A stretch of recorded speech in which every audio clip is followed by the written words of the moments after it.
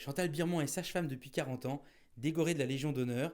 Elle nous reçoit chez elle au Lucine, un repère de femmes enceintes. Qu'est-ce qu'allaiter veut dire?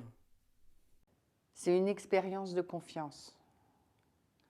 Allaiter, euh, c'est penser qu'on a un petit bébé qui vient de naître, c'est-à-dire qui est tout petit, et qui a déjà la performance de fabriquer l'ensemble de sa nourriture, et la qualité et la quantité de sa nourriture. C'est le bébé qui fabrique le lait. C'est-à-dire qu'une femme, elle a des seins, mais si elle n'a pas d'enfant, si elle n'a pas de bébé, elle n'aura pas de lait.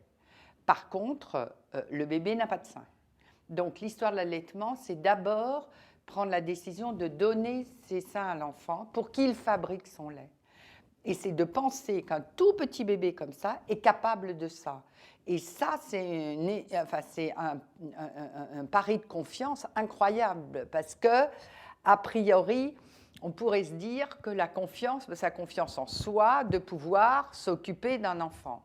Mais c'est aussi faire confiance à l'enfant et de penser que cet enfant est compétent pour l'essentiel, c'est-à-dire pour sa vie et sa survie. Et ça, c'est une preuve de générosité énorme et qui est absolument incroyable. C'est pour ça que les femmes, au moment de leur allaitement, sont aussi fragiles. Parce qu'elles ont peur aussi de temps en temps, il est tellement petit, etc. Est-ce que je ne me serais pas trompée? Est-ce que je vais avoir assez de lait? Elles vont avoir des pensées comme ça, alors que est-ce qu'il va en faire assez en même temps? Parce que c'est lui qui fait le lait.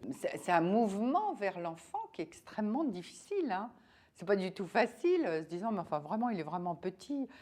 C'est plus simple de se dire, voilà, là j'ai le biberon, je mets tant, je lui donne, je calcule quelle est la quantité qu'il a bu. C'est toi qui es complètement dans le contrôle.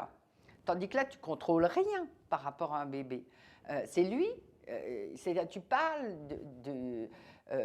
du postulat que c'est lui qui va savoir. Et c'est pas forcément simple de partir de ce postulat-là. Ça veut dire faire vraiment confiance à l'autre. Qui fabrique le lait? Bébé ou maman? Le lait va se fabriquer au fur et à mesure de la succion du bébé au niveau du sein. Ce n'est pas un lieu de stockage, c'est un lieu de fabrication. C'est pas un hangar à lait, c'est une usine à lait. Chaque bébé va faire un lait de quantité et de qualité différentes. Et en plus, il va changer la qualité et la quantité tous les jours. Au fur et à mesure de sa durée de lactation. Donc, c'est assez performant comme système. Un bébé qui est au sein ne tète pas de la même façon qu'un bébé qui est au biberon. Pour avoir du lait d'un biberon, il suffit qu'il écrase la tétine et le lait va arriver. Alors qu'au sein, s'il fait ça, il va pincer le sein de sa mère et du coup, ça va être moins agréable pour la mère, elle aura moins de lait. Donc lui, bien sûr que c'est dans son intérêt. Il est obligé, pour avoir de plus en plus de lait, de développer cette performance, alors non seulement à fabriquer, mais aussi à développer chez sa mère une sensualité à l'allaitement. C'est obligatoire. L'allaitement, c'est bon pour la libido? Qu'une libido de femme qui allait est moins importante du point de vue de la sexualité homme-femme qu'une libido de femme qui n'allait pas. Parce que cette énergie-là, ce développement-là, elle va le faire avec le rapport au bébé. Bien sûr qu'une femme qui a eu cette possibilité-là avec un homme qui ne l'a pas brutalisé, qui n'a pas été trop exigeant sur ce temps-là et qui lui a dit qu'il comprenait, quelqu'un qui est dans une compréhension, dans une tendresse, dans un accompagnement et dans cette compréhension-là d'une femme qui va nourrir son enfant pendant un certain temps, c'est sûr qu'après, le développement de cette sensualité-là, elle va la mettre dans sa libido sexuelle. Donc, d'une certaine façon, cette attente-là, du côté de l'homme, va être payée de retour par la suite. L'astuce numéro 1, c'est de partager les nuits, c'est-à-dire de crever les mecs.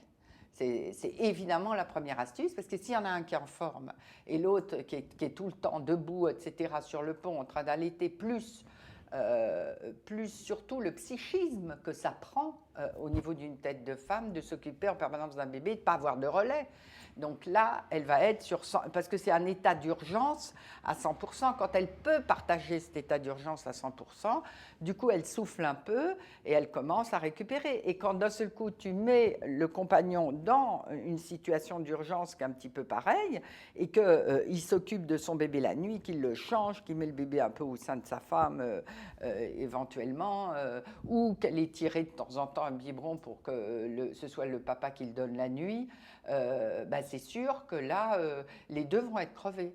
Et donc, du coup, tu as une baisse de la libido du couple, et tout va mieux, et une redécouverte de cette libido ensemble par la suite, avec une énergie qui est partagée également.